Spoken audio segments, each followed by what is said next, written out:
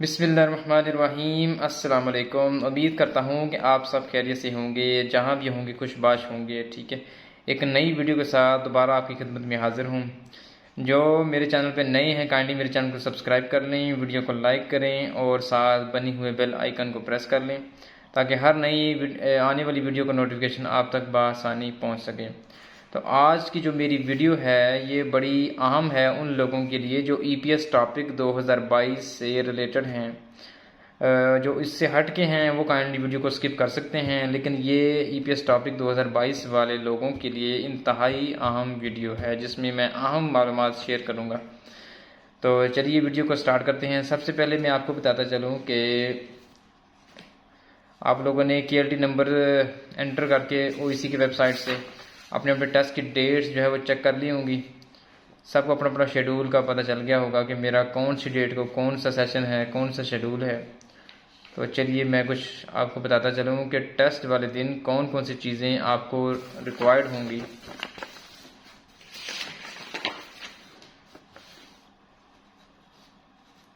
अच्छा, टेस्ट वाले दिन जो है वो इन्होंने लिखा हुआ है कि तमाम उम्मीदवारान से गुजारिश की जाती है कि टेस्ट सेंटर में टेस्ट के लिए 1 घंटा पहले तशरीफ़ लाएं। ठीक है। अच्छा, इम्तिहान के दिन असल दाखिले का केएलटी टिकट, रजिस्ट्रेशन स्लिप। केएलटी टिकट वही है जब आप रजिस्ट्रेशन के लिए गए थे लाहौर या इस्लामाबाद, तो उन्होंने जो आपसे एक फॉर्म फिल करवाया था, तो नीचे से एक रसीद आपको जिसके ऊपर तस्वीर और आपका नेम और पासपोर्ट नंबर काट के दे दिया था। वो आपका केएलटी रजिस्ट्रेशन जो है वो स्लिप भी है और केएलटी टिकट भी है, उसी को कहते हैं। ठीक है। और असल पासपोर्ट का साथ होना लाजमी है। अच्छा जी, नंबर 3 पे है कि इम्तिहान के लिए आने वाले उम्मीदवारान का मुकर्रर वक़्त पर कमरा इम्तिहान में मौजूद होना लाजमी है। ताख़ीर से आने वाले उम्मीदवारान इम्तिहान में बैठने के हरगज़ अहल नहीं होंगे। अच्छा जी, नीचे है जी, कोरोना वायरस फैलने के ख़तरे के पेश नज़र इम्तिहानी मरकज़ में फ़ेस मास्क के बगैर दाखिला मना है। और नीचे कह रहे हैं कि इम्तिहानी मरकज़ में हैंड सैनिटाइज करना और समाजी फासला कायम रखना लाजमी है। ठीक है। अच्छा जी, ये तो हो गया कि कौन कौन सी चीज़ें जो है ना वो रिक्वायर्ड होंगे टेस्ट वाले दिन, वो मैंने आपको बता दी हैं। उसके अलावा टेस्ट कहाँ होंगे, ये होंगे OEC, overseas employment corporation head office Islamabad, जो कि पीएमआई ऑडिटोरियम बिल्डिंग नज़द ज़ीरो पॉइंट पर वाक़या है। ये वहाँ पर होंगे। और सीबीटी कंप्यूटर बेस्ड टेस्ट होगा। ठीक है। अच्छा जी, इस हवाले से ये फैज़ाबाद से तकरीबन को 10 से 15 मिनट का फासला है, उसके करीब ही है, दूर नहीं है। मैप से आप गूगल मैप से चेक करेंगे ना आपको पता चल जाएगा। अच्छा जी, ये चीज़ भी डिस्कस हो गई। अच्छा जी, अभी आप लोगों के कुछ सवालात हैं वो डिस्कस कर लेते हैं।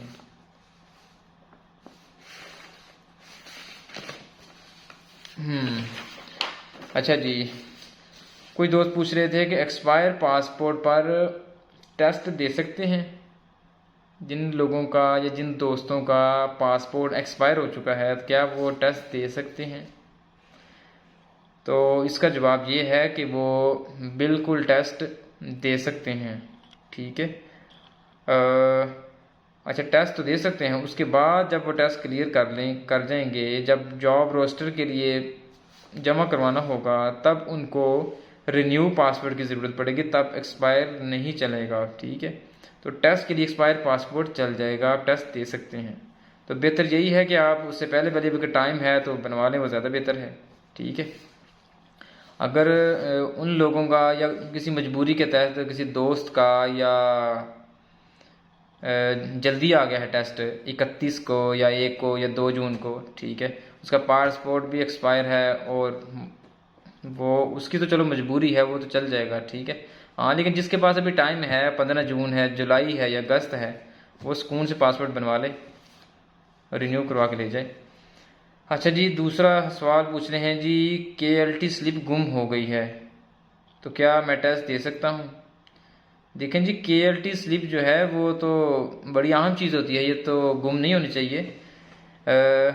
अगर गुम हो गई है तो फिर आप KLT स्लिप के बगैर जो है वो टेस्ट नहीं दे सकते, ठीक है, वो होना बहुत ज़रूरी है। KLT स्लिप के अलावा आप जो मर्ज़ी उनको बताएंगे कि मेरा पासपोर्ट है, ये देखें जी, ऑनलाइन चेक कर लें, इसके ऊपर नाम देखें, शनाख्ती कार्ड देख लें, लेकिन नहीं, जो उन्होंने लिखा हुआ है कि KLT स्लिप के बगैर टेस्ट नहीं है तो फिर नहीं है, ठीक है, वो स्लिप बहुत ज़रूरी है। अच्छा जी, आगे है जी KLT और EPS में क्या फ़र्क होता है जी। KLT क्या चीज़ है और EPS क्या चीज़ है। KLT जो है वो कोरियन लैंग्वेज टेस्ट नंबर होता है, ठीक है, जो कि आपके पास रसीद है, तस्वीर लगी हुई है साथ, 50504991 इस तरह के जो डिजिट लिखे हुए हैं, जैसा आपका KLT नंबर है, ठीक है। अच्छा, EPS क्या होता है।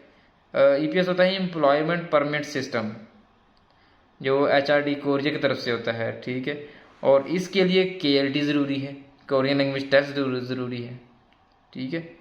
उम्मीद है आपको इसकी समझ आ गई होगी कि एम्प्लॉयमेंट परमिट सिस्टम और KLT में क्या फ़र्क है। EPS के लिए ही तो KLT होता है। अच्छा जी, मैं कोरियन ज़ुबान नहीं सीखना चाहता, इसके बगैर कोरिया जाना चाहता हूँ। जी, अगर आप नहीं सीखना चाहते तो उसके बगैर भी कोरिया जाया जा सकता है, ठीक है, वो आप रब्ता कर सकते हैं, लेकिन उसके लिए फिर ज़्यादा आपको ज़्यादा खर्चात बर्दाश्त करने पड़ेंगे कोरिया के लिए, लेकिन उस तरह जाना जो है वो ज़्यादा मुश्किल है, ठीक है। ये गवर्नमेंट ऑफ पाकिस्तान के थ्रू जो है वो कोरियन ज़ुबान का टेस्ट पास करना आता है, और E9 वर्क वीज़ा जो है वो उसके लिए आप जो है ना वो अप्लाई करते हैं, ठीक है, जिसकी मुद्दत 4 साल 10 माह है। अच्छा जी, नेक्स्ट क्वेश्चन है जी, मैं कराची में टेस्ट देना चाहता हूँ, इस्लामाबाद नहीं जा सकता। देखें जी, जितने भी टेस्ट होंगे वो होंगे इस्लामाबाद में, हेड ऑफिस में, OEC, और कहीं भी पूरे पाकिस्तान में टेस्ट नहीं होगा। पूरे पाकिस्तान से लोग OEC जो है, OEC का जो सेंटर है हेड ऑफिस, वहाँ पे जमा होंगे टेस्ट के लिए, ठीक है। कोयटा वाले, पेशावर वाले, उसके अलावा कराची वाले, लाहौर, जितने भी सिटीज़ हैं, सब लोग इस्लामाबाद ही टेस्ट देंगे और कहीं भी टेस्ट नहीं होगा, ठीक है। ये जो OEC के सेंटर हैं बने हुए हैं, ये सिर्फ रजिस्ट्रेशन के लिए हैं और टेस्ट के लिए ये नहीं है। टेस्ट सिर्फ OEC हेड ऑफिस में ही होता है, उनकी कंप्यूटर बेस्ड लैब होती है CBT, वहीं पे होता है। अच्छा जी, अगला सवाल क्या है जी,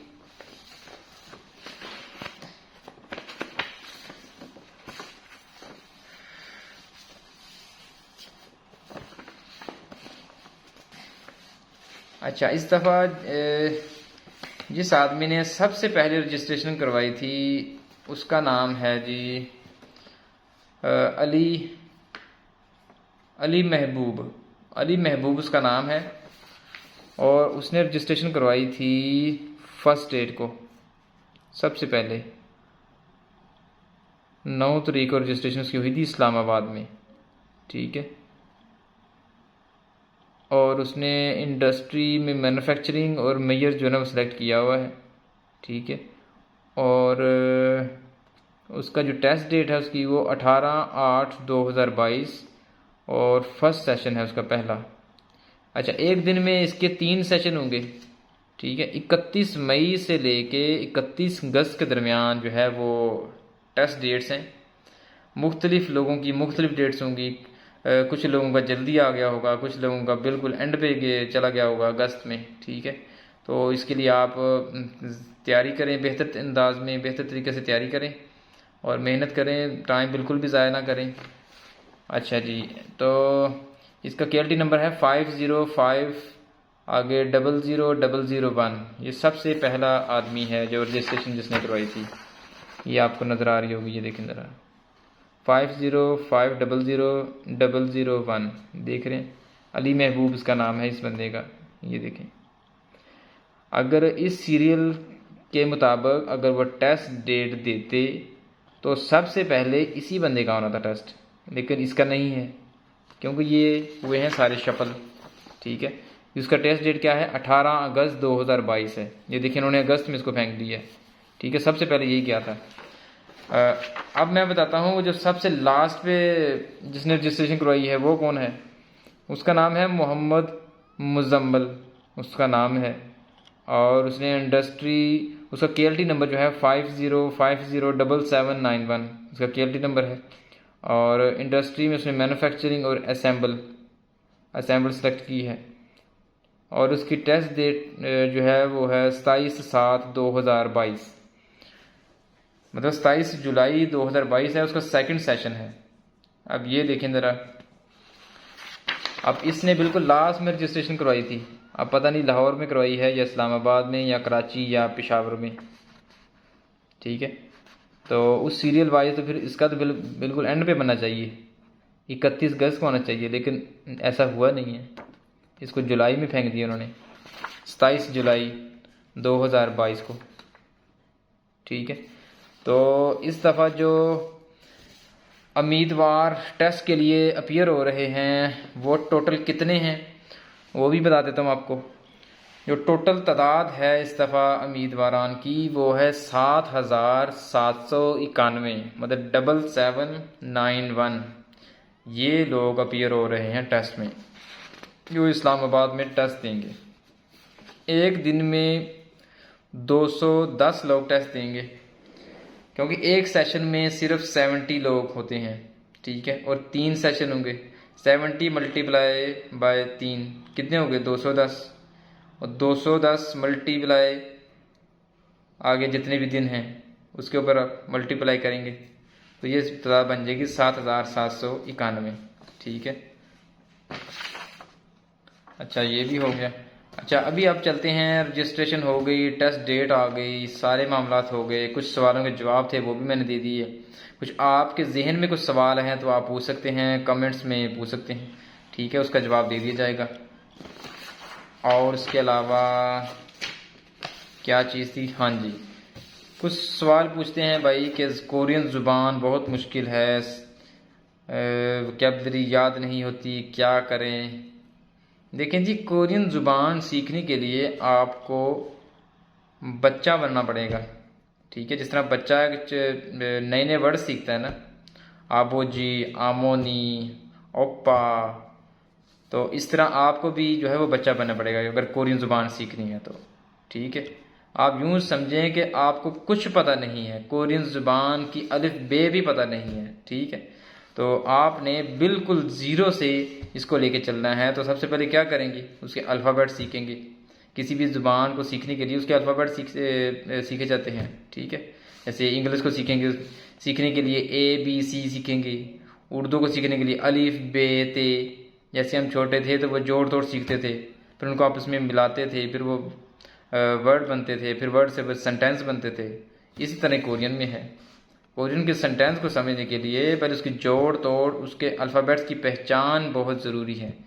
तो अगर आप कोरियन लैंग्वेज सीखना चाहते हैं, जिन उन लोगों के लिए जिनके पास अभी टाइम है, अगस्त में है या जून में है या जुलाई में है, तो मेरे channel learn Korean with Mohsin के साथ जुड़ जाएं। वहाँ पे आपको बेसिक से लेके एडवांस तक लेवल तक सारी वीडियोस, बुक 1 बुक 2 की और रीडिंग बुक और लिसनिंग बुक की जितनी भी वीडियोस हैं वो सारी आपको वहाँ पे मिल जाएंगी, ठीक है। इस डिस्क्रिप्शन में भी उसका लिंक मैं दे दूंगा, लर्न कोरियन विद मोहसिन के नाम से, ठीक है। और मेरे इस चैनल को भी सब्सक्राइब कर लें ताकि यहाँ से भी आपको मालूमाती वीडियो मिलती रहें, और उस चैनल को भी सब्सक्राइब कर लें, ठीक है, ताकि आपको एक बेहतर अंदाज में जो है वो वीडियोस मिलती रहें। और वहाँ पे मैंने इजी वे में कोरियन लैंग्वेज का जो है वो सीखने का मेथड बताए हुए हैं, ठीक है, उसके तरीके बताए हुए हैं, और काफ़ी चीज़ें मैंने उसके शेयर की हुई हैं, ठीक है। आप देख लीजिएगा। तो उम्मीद करता हूँ कि आपको आज की वीडियो जो है वो पसंद आई होगी, तो वीडियो को लाइक करें। अच्छा एक और बात बताता चलूँ कि जो लोग सियालकोट से हैं वो मुझसे रब्ता कर सकते हैं कोरियन लैंग्वेज सीखने के लिए, और जो आउट स्टेशन से हैं, दूसरे शहरों से हैं, उनके लिए ऑनलाइन क्लासेस का भी इख्तिमाम है। ऑनलाइन क्लासेस भी ले सकते हैं, वो अटेंड कर सकते हैं, ठीक है। डिस्क्रिप्शन में उसका मैं कॉन्टेक्ट व्हाट्सएप नंबर भी शेयर कर दूंगा, तो वहाँ पे आप मुझसे रब्ता कर सकते हैं, ठीक है। वीडियो को लाइक करें और इसको अपने दोस्तों के साथ शेयर करें। अपना और अपने दोस्तों का ख्याल रखें। नेक्स्ट वीडियो तक के लिए इजाज़त दें। ओके, अल्लाह हाफिज़।